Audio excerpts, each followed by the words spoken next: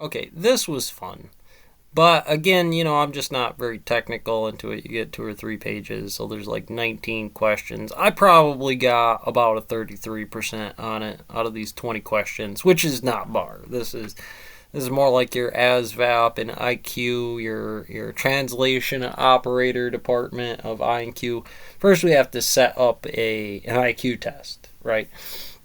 The problem with practicing and board review is they're still based in that IQ test. The problem is you don't want all this nonsense. You don't want big differences between terms in terms of questions when you're thinking about this from an algebraic standpoint. Not necessarily practicing law, but how to specifically teach law without catching some lawsuit about some guarantors or this blind trust that goes out until whenever, right? Is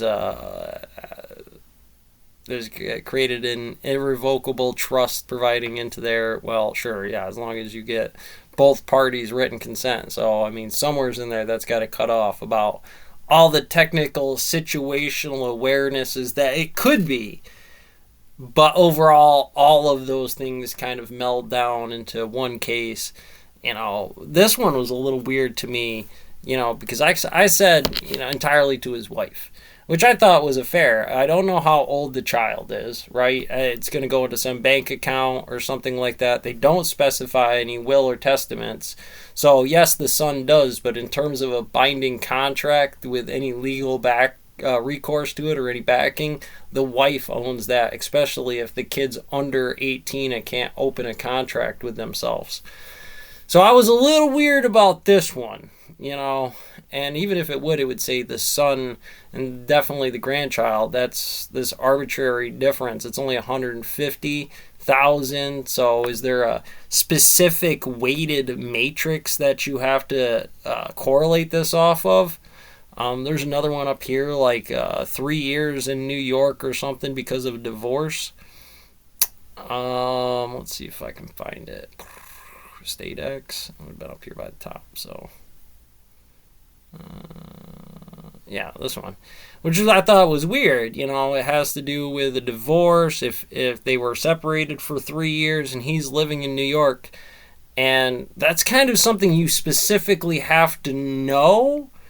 And there is no physics behind it, right? There's no how to build up to this besides what it is and why the answer is.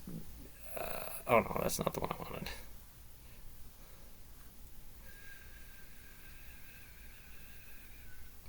Where is it now? Yeah, this one. It says yes because the husband has consistently resided in New York for the last 3 years.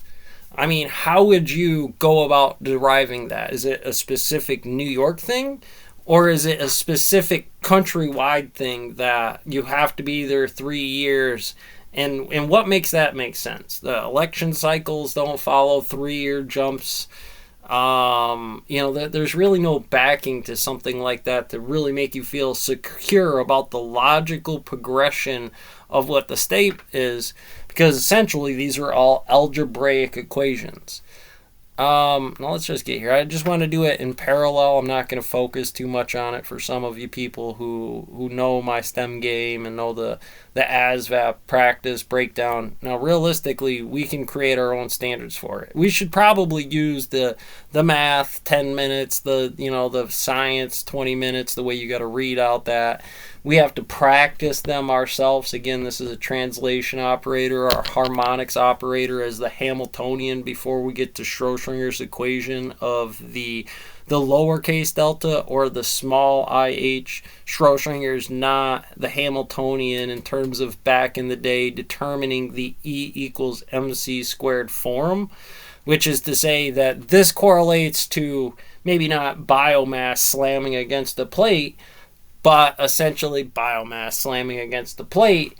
in terms of whether that cat is alive or dead or not. And I need to take this energy momentum operator and I need to turn it into this I Frankenstein type of thing. This inventing math is this God notation, and kind of the arcane Satine that goes along with the language law.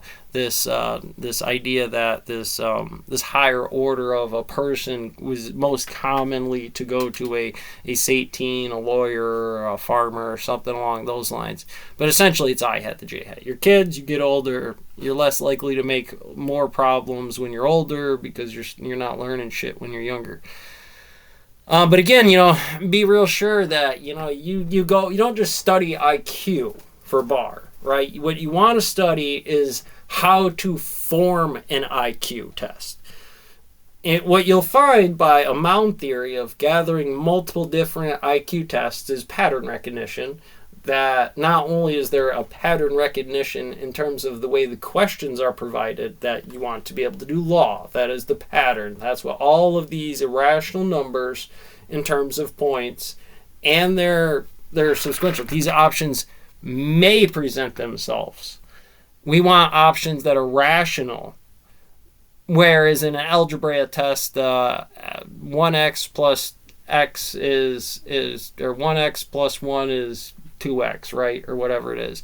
And realistically, there might be multiple ways to go about that. So you have to make sure that you're studying that on a syllabus that goes along with your Zeno's paradox. So at the end, a practice test like this that quantifies everything that you'll be doing at bar or at your CDL or at your forklift license is quantifiable. I mean, you don't think about that until the construction law comes in, until one of these events, or until the physics of the engineering goes to a contract that these inventors have for a mine site or something like that, and how they're very, very connected, but weakly affecting each other at times. It's all physics, mind you, again. Well, let's just see if I can throw one up here. That's not the one I want. I was hoping I had my IQ test somewhere in here.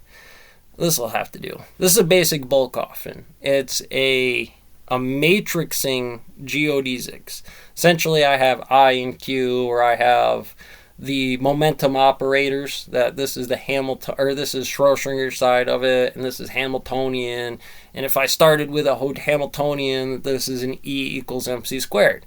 If I give you this cubic feet of concrete and I give you the prices for it, then no matter how you go about adding that, if the units were in that form, yards of concrete, no matter how you multiply that, it will be what it is. But what we don't know is the geometry at this standpoint, which is a weird thing about law, because without that aspect of it, we really can't do this adjusted EBITDA that comes with the conservation momentum of determining all the prices of concrete in every site across America for their business. They should be close to each other, right? The fact that they compete with each other or eventually will bump into each other and lose bids or gain bids efficiently on that wave function. Equally like having a carpenter or a construction manager as a application have this fixed trust or irrevocable trust go down that says only if the company in itself said that, if you didn't provide, what size, the lengths, the widths, the heights, the thicknesses of that thing, that then we have to go back as an irrevocable trust, because that was our contract parameters in some form of this contract that leads to the up and right overall, or at least neutral nature of this accord. And sure, I'm loving this again, but I think it's missing big time as far as how you go about explaining that just by nature of next to each other, there's a conflict of interest on how this law works. Yes, it's physics. Yes, it'll determine the highs and lows between a mustard seed and a double coconut, a civilian, an animal, a basic physics object and a living thing. It's kind of ultra relativistic, could be either or. But we know in some configuration of how we determine the entropy, this algebraic series inside of here, that must be true. And again, it can be in any configuration. It doesn't need to be top right. It's just the way that you apply this notation.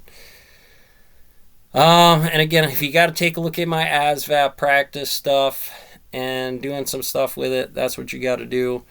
Essentially, this will make you some level of bar, because even if this is right, it doesn't necessarily make it right. Time changes. But if we are approximately in something that is sensible or reasonably articulate to say, hey, even at this rate, I can't be sure of something. It's only in the trailing indicator of time that I would say over this many dot plots do we often affect a hard shear on a bull flag, or a bear flag, excuse me.